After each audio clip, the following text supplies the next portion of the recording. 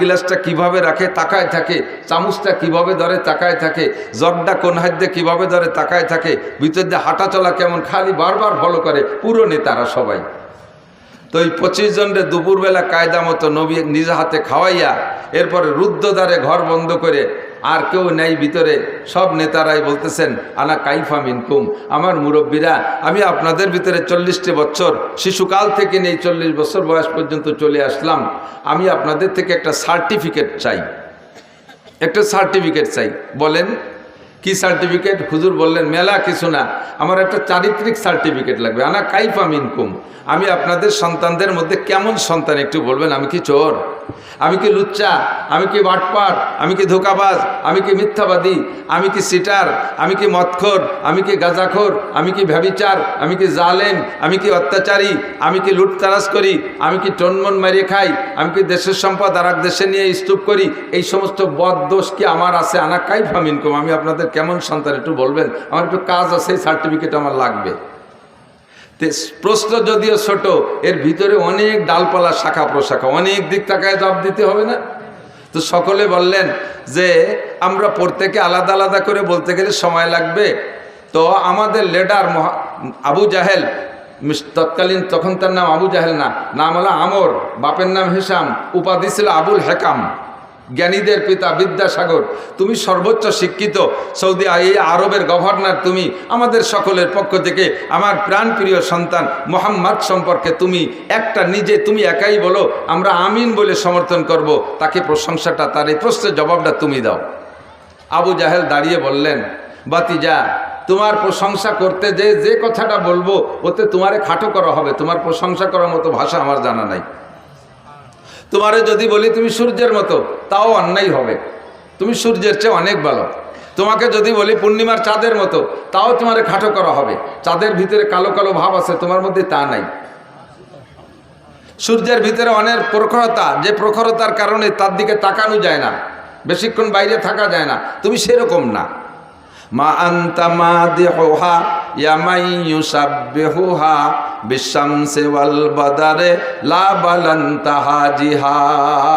সূর্যের সাথে যদি তুলনা করি তাও তোমারে খাটো করা হবে, চন্দ্রের সাথে যদি তুলনা করি তাও তোমাকে খাটো করা হবে, তোমার প্রশংসা করার মতো কোনো ভাষা আমার জানা নাই। তারপরও যেহেতু জানতে চেয়েছো, মুরব্বীরা আমাকে দায়িত্ব দিয়েছে, সংক্ষেপ ভাষায় সংক্ষিপ্ত ভাষায় তোমার প্রশংসা আমার জবানে এতটুক না করে পারি না। আমার জানা মতে, আমার শিক্ষা দীক্ষা মতে, আমি যা লেখাপড়া করেছি তার ভিতরে আমি খুঁজে যা পেয়েছি, আদম আলাইহিস সালাম থেকে নিয়ে আজকে পর্যন্ত পৃথিবীতে তোমার মতো সুসন্তান, তোমার মতো পূর্ণাঙ্গ সন্তান জন্ম নেয় নাই।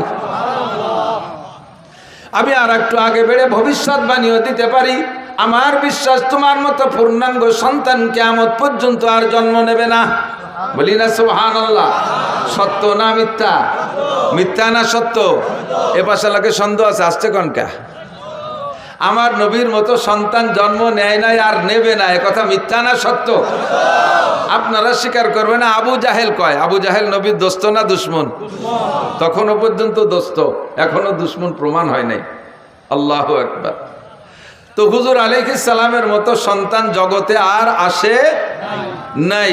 আবু জাহেলও কয়, তুমি এত বড় আলামিন, এত বড় সত্যবাদী, জীবনে কোনোদিন মিথ্যা কথা তুমি জানোই না। মিথ্যার লুগাতটা, ডিকশনারিটা তোমার বাড়ি নাই। মিথ্যার একটা ডিকশনারি আছে না, এই মিথ্যার ডিকশনারিটা তোমার বাড়ি নাই, তুমিও জানোই না। কাজী তুমি যদি বলো এই পাহাড়ের ওই পাশে জান্নাত আছে, তাহলে তাই আছে। তুমি যদি বলে এই পাহাড়ের ওই পাশে জাহান্নাম আছে, তাহলে তাই আছে। আমরা এখন দুপুরে খানা খাইলাম, তুমি যদি বলো না এখন রাত 12টার খানা খাইছি, তাহলে তাই। আমরা সবাই দিন দেখতেছি, ভুল দেখতেছি।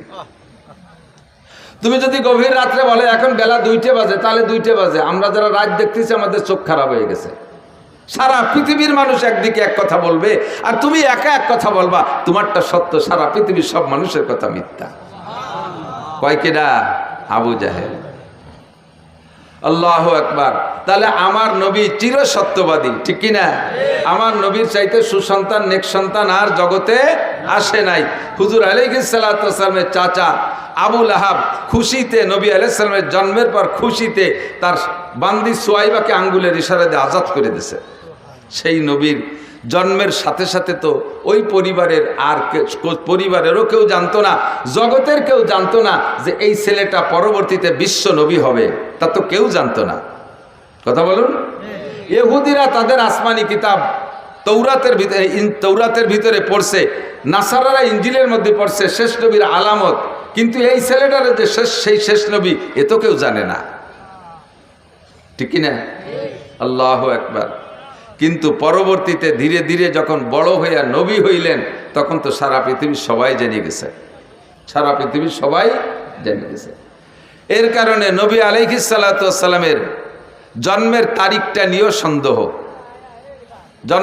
সে সময় তো আর জন্ম নিবন্ধন হতো না, আইডি কার্ড হতো না।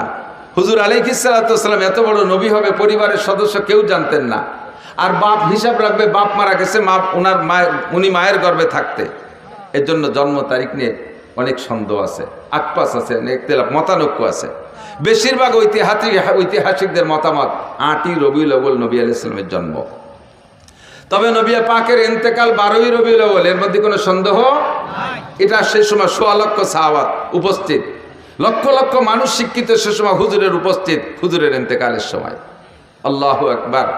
এজন্য নবীর জন্মে যে কয়জন খুশি ছিল, নবীর ইন্তেকালে তার চাইতে হাজার হাজার গুণ বেশি মানুষ দুঃখিত। আর এখন 200 কোটি মুসলমান আমরা দুনিয়ায় আছি, আমার নবীর ইন্তেকালের খবরে আমরা সকলেই দুঃখিত। এই মাসটা নবীর জন্ম, এই মাসে নবী পাক সাল্লাল্লাহু আলাইহি সাল্লামের মৃত্যু এবং ইন্তেকাল। শোক ও আনন্দ বিজড়িত মাসের শেষ দিকে এসে আল্লাহ পাক আমাদেরকে কিছু আলোচনা করাও শোনার তৌফিক দান করেছেন, এজন্য শুকর আদায় করি আলহামদুলিল্লাহ।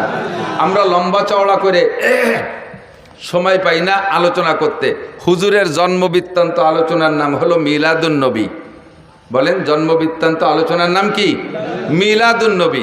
তো আমরা মিলাদ পড়ি, শর্টে মিলাদ পড়ি, শর্টে মিলাদ পড়ি। একখান নতুন ঘর দিলি হুজুরকে ডেকে নিয়ে এসে মিলাদ পড়াইতে, দোকান দিলি হুজুরকে ডেকে নিয়ে এসে মিলাদ পড়াইতে, একটা গাড়ি কিনলে হুজুরকে দিয়ে দোয়া করাই, মিলাদ দেয়াই। এরপরে নতুন ফসল আসলে বাড়ি হুজুরকে দিয়ে মিলাদ দেয়, ইত্যাদি ইত্যাদি শুভ লগ্নে আমরা মিলাদ দেয়, মিলাদ দেই না? কিন্তু মিলাদ মানে হুজুরের জন্ম বৃত্তান্ত কিসসা। এই যতটুক টাইমের ভিতরে হুজুররা মিলাদ পড়িয়ে দেয়, ওতে কি হুজুরের গোটা জীবনী আলোচনা করা সম্ভব? আদৌ সম্ভব না। এটা হলো শর্ট মিলাদ। এটা কি মিলাদ? শর্ট মিলাদ। এটা শর্ট মিলাদ। যেমন সূরা ইউসুফ, ইউসুফ নামে একটা সূরা আছে না কোরআন শরীফের ভিতরে? সূরা ইউসুফ মোটামুটি লম্বা একটা সূরা, যার ভিতরে ইউসুফ আলাইহিস সালামের বিস্তার কাহিনী আছে। এই যুবকরা, ছাত্ররা সবাই লক্ষ্য করবে।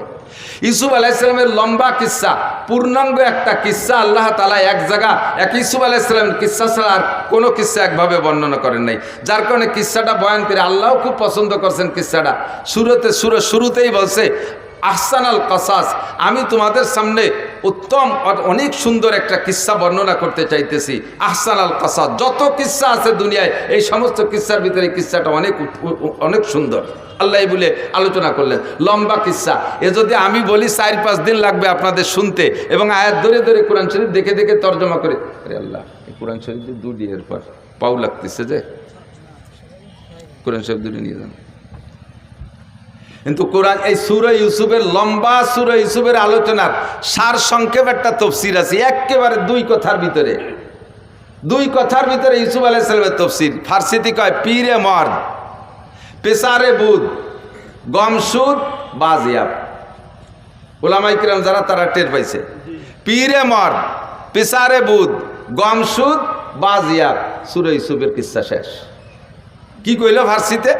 কয় মিশরে এক বুড়ো ছিল, তার একটা ছেলে ছিল, কিছুদিন আড়াই গেল, পরে আবার ফিরে পেল।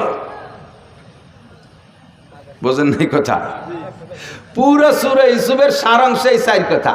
মিশরে এক বুড়ো ছিল, তার একটা ছেলে ছিল, মাঝে কিছুদিন হারাই গেল, শেষমেশ আবার ফিরে পাইল। এই না সূরা ইউসুফ? এলো শর্ট মিলাদ। আমরা দোকানপাটে বৈশা ওয়ালাম্মা তাম্মা হামলুহু ইত্যাদি কই একটা শর্ট মিলাদ পড়ি। মৌলিকভাবে নবী আলাইহিস সালাতু ওয়াস সালামের মিলাদ যদি পড়তে হয় তাহলে মাসের পর মাস লাগবে।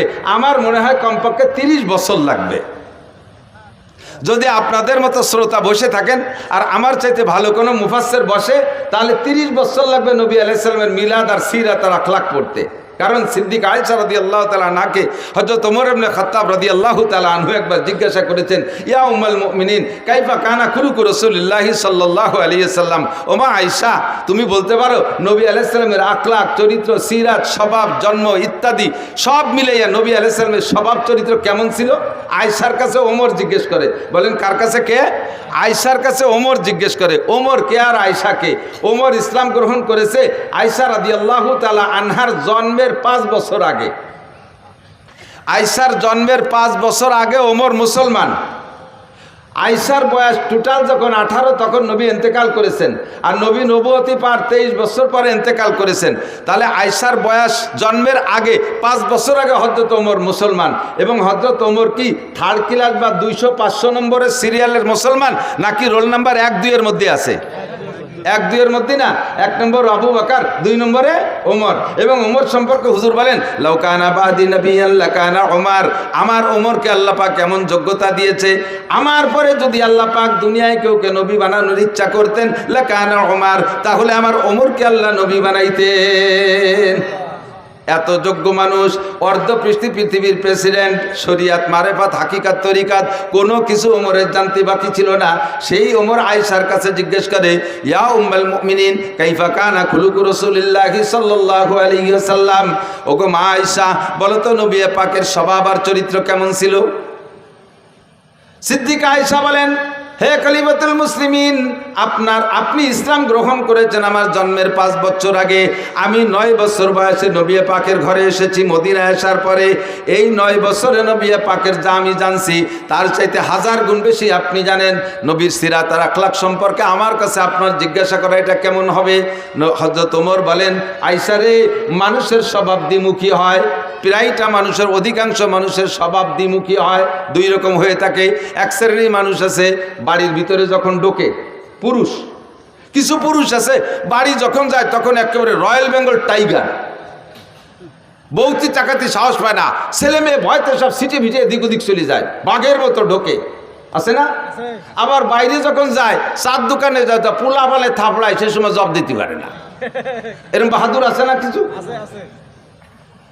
কিছু লোক আছে বাহিরে যখন যায়, বাইরের মানুষের তার দিকে তাকাইতে সাহস পায় না, বাঘের মতো চলাফেরা করে, এত গাম্ভীর্য নিয়ে। আবার বাড়ি গেলি বউতি থাপড়ায়, সে সময় ভিড়িও কথা করতে পারে না, আছে না? নাই।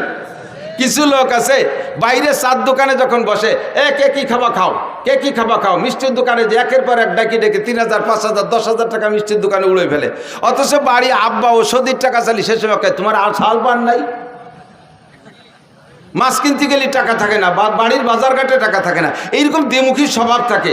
তো আয়েশা, নবী আলাইহিস সালামের বাইরের অবস্থাটা আমরা জানি, বাইরে হুজুর কেমন সেটা তো প্রশংসার শেষ নাই, বাইরেরটা জানি, কিন্তু ঘরোয়া অবস্থা কেমন এটা তোমার চাইতে ভালো কেউ জানে না। তো বাইরেরটা এবং ভিতরেরটা তবু উভয়টা তুমি জানো, নবীর সাথে সফরও করেছো তুমি, বাহিরেও গিয়েছো, ভিতরেও জানো। কাজেই নবী পাকের সলিড সত্য চরিত্র যদি জানতে হয় তাহলে তোমার কাছ থেকে জানতে হবে। তুমি বলো মা কেমন ছিল? সিদ্দিকা আয়েশা বলতেছেন, ইয়া আমিরুল মুমিনিন আলা তাকরাউল কোরআন। খলিফাতুল মুসলিমিন, আপনি কোরআন শরীফ পড়েন না? বলে হ্যাঁ, কোরআন শরীফ তো পড়ি, প্রায় তো সপ্তাহে 1-2 খতম দেই। তা কোরআন শরীফ পড়ে কি হবে? সিদ্দিকা আয়েশা বলতেছেন, কানা খুলুকুল কোরআন, কানা খুলুকুল কোরআন। 30 পারা কোরআন শরীফ যা বিশ্বনবী মুহাম্মদুর রাসূলুল্লাহ সাল্লাল্লাহু আলাইহি সাল্লামের গোটা জীবনীয়তা। কাজী যদি নবীর সিরাত আর আখলাক আর জীবন বৃত্তান্ত জানতে হয়, কোরআন শরীফকে শুরু থেকে শেষ পর্যন্ত পড়লেই বোঝা যাবে যে এইটা যেন বিশ্ব নবীর জীবনী পড়তেছে। এবার কোরআন শরীফকে 30 পারা যদি ভালো করে ব্যাখ্যা করে শুনাইতে হয় তাহলে 30 বছরের কম হয় না। সুন্দর করে যদি বলতে হয়, মোটামুটিভাবে যদি বলতে হয়, আর আমার মতো ছোট মানুষের দ্বারা তা সম্ভব না। আমার নবীর সিরাত, আখলাক, মিলাদ, বিস্তারিত লম্বা চওড়া কিচ্ছা আমি একটা জায়গা থেকে আপনাদের একটু অল্প একটু বলবো, বিরক্ত হবেন নাকি? যেহেতু মাসটা চলে যাচ্ছে আর শেষ দিক চলে আসছি, নবী আলাইহিস সালাতু ওয়াস সালামের জন্মটা কেমন হলো একেবারে নবী আলাইহিস সালাম নিজেই বলেছেন, হুজুর নিজের জন্ম সম্পর্কে বলেছেন, শুধু নিজের না, 2.5-3 লক্ষ নবী রাসূল দুনিয়ায় এসেছেন, 2.5 থেকে 3 লক্ষ নবী রাসূল দুনিয়ায় এসেছেন, নির্দিষ্ট সংখ্যা কাহারও বলার কায়দা নেই। হুজুর বলেছেন কোন নবী রাসূল আদম আলাইহিস সালাম থেকে নিয়ে ওই নবী রাসূল পর্যন্ত তার পূর্বপুরুষের ভিতরে যেই সিরিয়ালে আসছে, এ পুরুষের থেকেও পুরুষ, ও পুরুষ থেকেও পুরুষ, এরকম না সিরিয়াল, একজন পুরুষও ব্যভিচার ছিল না। যেই মহিলাদের মাধ্যম দিয়ে উনি দুনিয়া আসছেন ওই নবী রসুল একজন মহিলা ব্যভিচারিণী ছিল না, একজন মহিলা জেনা করে নাই, একজন পুরুষও ব্যভিচার চরিত্রহীন ছিল না। অন্যভাবে কাফের থাকতে পারে, মুশরিক থাকতে পারে, বেঈমান থাকতে পারে, কিন্তু চরিত্রের এই নোংরামিটা আসে নাই। একটা পবিত্র আত্মার মাধ্যম দিয়ে সমস্ত নবী রসুলগুলো দুনিয়া এসেছেন। তন্মধ্যে সবচাইতে নির্ভেজাল একেবারে নির্দ্বিধায় বলা যায় আমার নবী সাল্লাল্লাহু আলাইহি সাল্লাম আদম আলাইহিস সালাম থেকে নিয়ে জন্ম পর্যন্ত এই মাঝে যত সব পুরুষ চলে গেছে, একটা পুরুষও চরিত্রহীন ছিল না, একটা নারীও চরিত্রহীন ছিল না। কথা বলেন ঠিক কি ঠিক না? নবী নিজেই দাবি করেছেন, কাজে এখানে আমার আর অভিযোগের কিছু থাকে। শেষ ফিনিশিং আইসা যেই চারজন লাস্ট পুরুষ, এই চারজনের থেকে শুরু করি। তার আগে একটু বলা লাগে হুজুরের নূরে নবুয়তি। বলেন নূরে নবুয়তি, কথাটা একটু বুঝতে হবে। নূরে নবুয়তি, নবী কিন্তু মানুষ। নবী মানুষ না জিন? জিন না মানুষ? ফেরেশতা না মানুষ? নবী আল্লাহ না মানুষ? নবী খালেক না মখলুক? মখলুক মানে সৃষ্টি, খালেক মানে সৃষ্টিকর্তা। নবী কি সৃষ্টিকর্তা? নবী কি খালেক? নবী কি রজ্জাক? নবী আমাদের মতো মানুষ, পার্থক্য এতটুক। আমিও মানুষ, ডক্টর ইউনুসও মানুষ। এই গ্রামে ইউনুস নামের কেউ থাকতে পারে? আছে না নাই? তাহলে এই ইউনুস আর ডক্টর ইউনুস, উনার নাম ইউনুস বলে আপনি উনারে সরাই দিয়ে সেই চেয়ারে বসে দেন গে, ঠেলা কারে পায়। ওই ইউনুসও যা দিয়ে বানাইছে, এই ইউনুসও তাই দিয়ে বানাইছে। পার্থক্য আছে ভিতরে অনেক কিছু, ঠিক না? হাসিনা নামে টুঙ্গিপাড়া বহুত মহিলা আছে না নাই? তো এই হাসিনা আর শেখ হাসিনা কি এক হাসিনা? খালেদা নামে বাংলাদেশে আরো মহিলা আছে না নাই? এই খালেদা আর ওই খালেদা কি এক খালেদা? মানুষ হিসেবে আমি আর নবী আলাইহিস সালাতু ওয়াস সালামে একই ম্যাটেরিয়াল দিয়ে তৈরি, কিন্তু আমার ভিতরে নূর ও নবুয়তি নাই। আমাকে আল্লাহ ওহী দেয় নাই, আমার কাছে জিবরাইল আসে না। নবী পাককে আল্লাহ তাআলা এই মাটির মানুষটাকে নূরে হিদায়াত দিয়া, নূরে নবুয়ত দিয়া, নূরে কোরআন দিয়ে আল্লাহ তাআলা তাকে সারা বিশ্বের শ্রেষ্ঠ মানুষে পরিণত করেছেন। ঠিক কি ঠিক না? এই যে লাইটটা বানাইছে কি দিয়ে? কাঁচের বডি না? হতে পারে কাঁচ, নাকি ইদানিং তো প্লাস্টিক চলতেছে। কাঁচই ধরেন, খেয়াল করেন, কাঁচের বডি, ঠিক না? এখন ওর মধ্যে লাইট যাওয়ার কারণে ওইটার নাম হয়ে গেছে কি? এই যে কাঁচ দিয়ে বানানো যে রডের মতো, এটার নাম কি? কাঁচ না লাইট? কাঁচ না লাইট? টিউবলাইট না? টিউবলাইট। বোঝেন নাই কথা? টিউবলাইট না? এই লাইটটা যদি কাইটে যায়, এখন ওটার মূল বডি তো বানানো কি দিয়ে? কাঁচ দিয়ে। এখন কি আপনি আপনার ছেলেরে বলবেন যে বাজারে তো এখন লাঠি কাজ কিনে নিয়ে আয়, এখন লাঠি কাজ কিনে নিয়ে আয়, তাই বলবেন? কি বলবেন? একটা লাইট কিনে নিয়ে আয়, তাই বলবেন, ঠিক না? মূলত লাইট হলো আলো, ভিতরের টুক আলো। বডিটা কিসের? কাছের না? আমার নবীকে আল্লাহ তাআলা মাটি দিয়ে বানাইয়া গোটা আদম জাতিকে দামি বানাই ফেলাইছে। নবী পাক মাটির মানুষ, ভিতরে নূরের লাইট, হিদায়াতের নূর, নবুয়তের নূর, কোরআনের নূর ঢুকাই দিয়া তাকে নূরের নবী বানাই দিয়েছে। কন্যা সুবহানাল্লাহ, ঠিক কিনা? এই নূরের আগমন শুরু হয়েছে কোন জায়গার থেকে? শেষ জামানায় এসে হযরত ইব্রাহিম আলাইহিস সালামের ছেলে ইসমাইল থেকে শুরু হয়েছে। ইসমাইল আলাইহিস সালামের ভিতরে আল্লাহ তাআলা আমাদের নবীর আগমন উপলক্ষে এই নূরে নবুয়তিটা ফোকাস দিয়ে দিয়েছে। ইব্রাহিম আলাইহিস সালামের দুই ছেলে ইসহাক আর ইসমাইল। ইসহাক আলাইহিস সালামের বংশে বহু নবী, মুসা আলাইহিস সালাম, ঈসা আলাইহিস সালাম, দাউদ আলাইহিস সালাম, সুলাইমান আলাইহিস সালাম, তারপরে ইউসুফ আলাইহিস সালাম, এরকম হাজার হাজার নবী, লক্ষ লক্ষ নবী ইসহাক আলাইহিস সালামের বংশে জন্ম নিয়েছে। আর ইসমাইল আলাইহিস সালামের বংশে মাঝে কোনো নবী আছে কিনা তা আমার ভালো জানা নাই, তবে শেষ নবী একজনই শ্রেষ্ঠ নবী, মুহাম্মদুর রাসূলুল্লাহ সাল্লাল্লাহু আলাইহি সাল্লাম। ইসহাক আলাইহিস সালামের বংশে 2.5 লক্ষ নবীও যদি হয়, রসুলও যদি হয়, সব নবী রসুলকে এক পাল্লায় দিলে, আমার নবীকে আর এক পাল্লায় দিলে কোন পাল্লা ভারী হবে? ভয় পাচ্ছেন? কোন নবীরে খাটো করছি না, নবীরা তো অনেক উপরের। তারপরে আল্লাহ তাআলা যদি আমাদের নবীকে দামি বানাইছে, বা দেখো দা বুজুর্গ তুই কিসসা মুক্তাসার, আল্লাহর পরে এই জগতে সবচাইতে দামি আমাদের নবী মুহাম্মদুর রাসূলুল্লাহ সাল্লাল্লাহু আলাইহি ওয়াসাল্লাম। কথা বলুন ঠিক কি ঠিক না? ইসমাইল আলাইহিস সালামের বংশে জন্ম নিয়েছে আমাদের নবী। আস্তে আস্তে আস্তে আস্তে ইসমাইল আলাইহিস সালাম থেকে নিয়ে প্রায় 30 পুরুষ পরে আইসা হুজুরের আব্বাজি আব্দুল্লাহ রাদিয়াল্লাহু তাআলা আনহু, হুজুরের তাওই, দাদার বাপের নাম কি? দাদার বাপরে কি কয় আমাদের দেশে? তাওই। তাওই কয় না? দাদার বাপ তাওই বাপ, বুড়ো বাবা কয়। দাদির মারে বুড়ো মা, নানির মারে বুড়ো মা অথবা মাওই। তো হুজুরের আব্বা আব্দুল্লাহ, হুজুরের দাদার নাম হুজুর, তো হুজুরের আব্বা আব্দুল্লাহ, হুজুরের দাদার নাম আব্দুল মুত্তালিব বলে জানি। আর আব্দুল মুত্তালিবের বাপের নাম হাশেম। নাম কি? এই হাশেম হুজুরের চতুর্থ পুরুষ, হুজুর থেকে নিয়ে চতুর্থ পুরুষ। এত সুদর্শন এত হ্যান্ডসাম পুরুষ ছিলেন, আল্লাহু আকবার। কুরাইশদের নেতা ছিলেন, মক্কার নেতা ছিলেন, কাবাঘরের জিম্মাদারি উনার হাতে ছিল। ইয়াং মানুষ, যুবক মানুষ, আল্লাহ। মক্কায় থাকতে উনার আরও কয়েকটা বিবাহ ছিল, সে সময় তো ততাধিক বিয়ে, এখনও তো সৌদি আরবওয়ালারা অনেক অনেক বিয়ে করে। তো উনার আরও বিবাহ ছিল, আরও সন্তানও ছিল। এই মক্কায় উনার স্ত্রী পরিবার পরিজন রেখে উনি গাজায়, ফিলিস্তিনের যে গাজা না বর্তমানে গাজা, এই গাজায় উনি ব্যবসার নিয়েতে মদিনা হয়ে গাজার দিকে রওনা দিয়েছে। তো মদিনায় যাওয়ার পরে মদিনার বাজারে যখন উনি ঢুকছে, তখন মদিনার বাজার দিয়ে দেখতেছে সব কিছু, তার মধ্যে দেখে পর্দা পুষিত তো নেই, সবই বেপর্দা। এই বেপর্দার ভিতর দিয়ে একটা মহিলাকে দেখলেন, তার চাল চলন, উঠা বসা, হাঁটা, তার কথাবার্তা একটু ব্যতিক্রম, অত্যন্ত শালীন, অত্যন্ত ভদ্র, দারুণ নম্র, একটু লাজুক লাজুক মনে হচ্ছে, অত্যন্ত রূপসী সুন্দরী। এই মেয়েটাকে দেখিয়া হাশেমের নজর পড়ছে, লোক লাগাইছে, দেখো তো এই মেয়েটার অবস্থা কি, মেয়েটা কি বিবাহিতা না অবিবাহিতা, বিবাহিতা হলে বা বিধবা কিনা, তার স্বামী আছে না নাই। লোক লাগায় রায়বার লাগায় দেখা গেল যেই মহিলাটার স্বামী মানে বিবাহিতা মহিলা, 2টা বাচ্চা আছে, কিন্তু তালাক প্রাপ্তা, তালাক হয়ে গেছে, বর্তমানে স্বামী নেই। সুযোগ পেয়ে হাশেম প্রস্তাব দিলেন, তার কাছে বলো, আমার বাস্তবটা বলো, আমি কোন বংশের, আমি মক্কার মানুষ, আমি কুরাইশি মানুষ, আমি কাবাঘরের জিম্মাদার, আমি কুরাইশদের নেতা, আমি বর্তমানে এই অবস্থা আছি, ব্যবসা বাণিজ্য আমার অনেক সুন্দর, আমার বাহ্যিক রূপ ও চেহারা দেখো, মেয়েটাকে বলো দেখতে, সে যদি আমাকে লাইক করে পছন্দ করে তাহলে আমি তাকে বিবাহের প্রস্তাব দিলাম, রাজি থাকলে তোমরা আমাদের বিবাহ পড়াই দাও। রায়বার যে সুন্দর করে বলার পরে মহিলা রাজি হয়ে গেছে, আচ্ছা ঠিক আছে আমি বিয়ে বসবো। যথারীতিতে বিয়ে হয়ে গেল। বিয়ে হয়ে যাওয়ার কারণে উনি তাৎক্ষণিকভাবে গাজায় চলে গেলেন না, মদিনায় কয়েকদিন অবস্থান করলেন, শ্বশুর বাড়ি, ওই মহিলার বাপের বাড়ি। সেখানে কয়েকদিন থাকার ভিতর দিয়ে আল্লাহর কুদরতি সিস্টেমে হাশেমের ভিতরে যে নূরে নবুয়তি চমকাচ্ছিল, ওই নূরে নবুয়তি ওই মহিলার গর্ভে চলে গেছে, মহিলা গর্ভধারিণী হয়ে গেছে। গর্ভ হয়ে যাওয়ার পরে উনি ওখানে স্ত্রীকে রেখে উনি গাজায় চলে গেছে। গাজায় ব্যবসা বাণিজ্যের ভিতর দিয়ে ওখানে ওনার ইন্তেকাল হয়ে গেছে, হাশেম আর ফিরে আসতে পারেনি। টাইম হয়ে যাওয়ার পরে মহিলা গর্ভপাত করেছেন, বাচ্চা ডেলিভারি করে দিয়েছেন। ডেলিভারির পরে যেই বাচ্চাটা হলো, এই বাচ্চার ভিতরে এবার সেই হাশেমের রূপরেখা নূরে নবুয়তি বাচ্চার মধ্যে চমকাইতেছে। পরিবার পরিজনের সকল সদস্য বাচ্চার চেহারা দিকে মুগ্ধ হইয়া তার নাম রাখতে বাধ্য হয়েছে সাইবাতুল হাম। সাইবাতুল হাম মানে প্রশংসার ডিব্বা, এত চেহারা, এত রূপ, এত সব কিছু দেখে সবাই মুগ্ধ, নাম রেখেতেছে সাইবাতুল হাম। মায়ের কোলে থাকে, নানা বাড়ি থাকে, থাকতে থাকতে 5-6 বছর যখন বয়স হয়ে গেছে, তখন হাশেমের মক্কা একটা ছেলে ছিল, নাম তার মুত্তালিব। একটু খেয়াল করতে হবে, খুব বোঝার নাম ছিল, তার নাম কি মুত্তালিব। ওই হাশেমের ছেলে মুত্তালিব।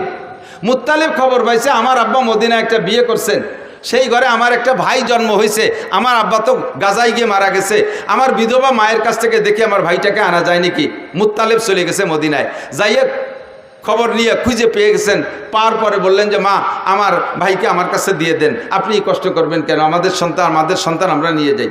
অনুমতি দিলেন, নিয়ে চলে আসলেন। উটের পিঠি বসাইয়া মক্কা থেকে মদিনা থেকে মক্কা 450 কিলোমিটার, 450 কিলোমিটার 7-8 দিন পর্যন্ত উটের পিঠে বসে আনতে আনতে আনতে যখন মক্কায় ঢুকছে, পিছনে ছোট বাচ্চা একেবারে ধুলায় ধূসারিত হয়ে গেছে, কাপড় চোপড় ময়লা হয়ে গেছে, গুলামের মতো দেখা যাচ্ছে।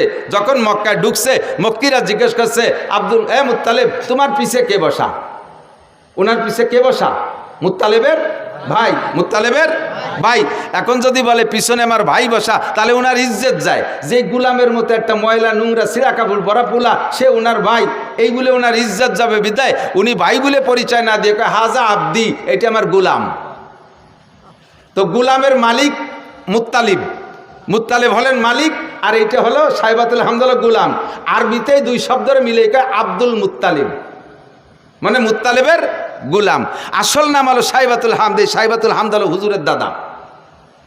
তো এখন মুত্তালিব পরিচয় দিচ্ছে, এটা আব্দুল মুত্তালিব আমার গুলাম। এরপরে বাসায় নিয়ে ধুয়ে মুছে পরিষ্কার করে কাপড় চোপড় নতুন করে পড়াইয়া তার নামে তারে পরিচিত করে দিতে চেষ্টা করতেছেন। কিন্তু আর কোনোদিনও মানুষ তাকে সাইবাতুল হামদ বলে ডাকে না, তারা আব্দুল মুত্তালিবকেই ডাকে।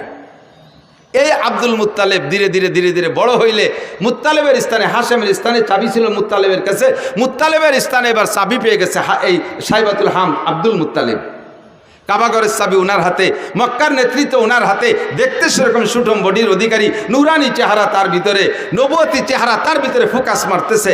এই সাইবাতুল হাম আব্দুল মুত্তালিব এবার বিবাহ করছেন। বিবাহ করার পরে একটা সন্তান হয়েছে হারেস। নাম কি? হারেস। আব্দুল মুত্তালিবের প্রথম সন্তানের নাম হারেস। এই ছেলেটা বড় হয়ে উঠছে, মাঝে আর তেমন কোনো সন্তানাদি নেই। তো এই একটা হারেসকে নিয়ে আব্দুল মুত্তালিব কিতাবাদি পড়ে সন্ধান পাইছে যে কাবাঘরের পাশে হযরত ইসমাইল আলাইহিস সালামের পায়ের ধাক্কায় জমজম কূপ হয়েছিল। কালের আবর্তে এই জমজম কূপ বন্ধ হয়ে গেছে। দেখি জমজম কূপ কোথায়, সব কিছু ম্যাপ মানচিত্র মাপিয়ে জমজম কূপের স্থানটা নির্ণয় করে হারেসকে নিয়ে দুই বাপ বেটা গেছে সেই জমজম কূপ খনন করতে। তার উপরে অনেক পাথর চাপা পড়ে আছে। দুই বাপ বেটা পাথর সরাইয়া জমজম কূপকে আবিষ্কার করবে, বের করবে, এটা খুব কঠিন ব্যাপার। 2 দিন 3 দিন পর্যন্ত খোঁজার পরে জমজম কূপ বের করতে পারে নাই। একটা সন্তান, তো আমাদের দেশে সুখী সন্তান, এক সন্তানের আব্বা বহুত আছেন না? ছেলে হোক মেয়ে হোক কয়টা? একটা অথবা 1.5টা অথবা 2টা। 1.5টা মানে ঠ্যাং একখান নাই, হাত একখান নাই, আজ কোন পঙ্গু হয়েছে, আর একটা পুরো সুখী সংসার। এবার আমরা অত্যন্ত খুশি। একটা ছেলে একটা মেয়ে, জায়গা জমি বহুত কিছু আছে, ব্যবসা বাণিজ্য আছে, বড় আনন্দিত। তবে এক সন্তানের বাপ হওয়া অতটা সুখের বিষয় না। সময় সময় এক সন্তানের বাপ মহা বিপদেও পড়ে যায়। কথা কন না কেন? যেই বিপদে পড়ে আব্দুল মুত্তালিব আল্লাহর কাছে মান্নত মানছে।